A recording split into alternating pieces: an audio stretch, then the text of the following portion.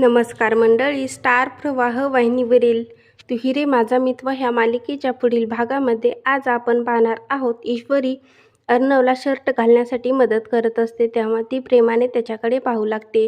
त्यानंतर आपण पाहतो ईश्वरी भाजी कापत असताना तिचे स्वयंपाकामध्ये लक्ष नसते आणि ती सतत अर्णवच्या आठवणीमध्ये असते आणि त्यामुळे तिचे बोट कापते. तेव्हा त्या ठिकाणी अर्णव येतो आणि तिचे रक्त आलेले पिऊ लागतो. तेव्हा ईश्वरी अर्णवला बोलते, आपण आणखीन एकमेकांच्या जवळ येत चाललो आहोत आणि तेव्हा दोघीही प्रेमाने एकमेकांकडे पाहू लागतात.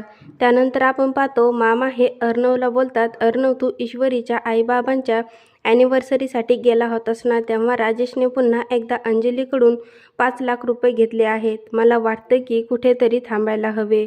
तर राजेश देखील विचार करत असतो की माझ्या मूर्ख बायकोला कसलीही अक्कल नाही, तिच्यामुळे मला पुन्हा एकदा तिच्याकडून पैसे घ्यावे लागतील आणि जेवढे पैसे उकळता येतील तेवढे उकळावे लागतील.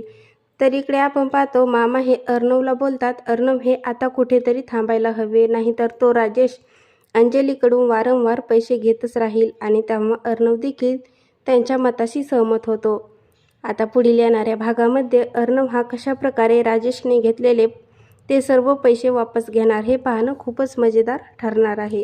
तू ही रे माझा मित्र ह्या मालिकेचे नवनवीन अपडेट पाहण्यासाठी माझ्या चॅनलला लाईक करा, शेअर करा आणि सबस्क्राईब करायला विसरू नका.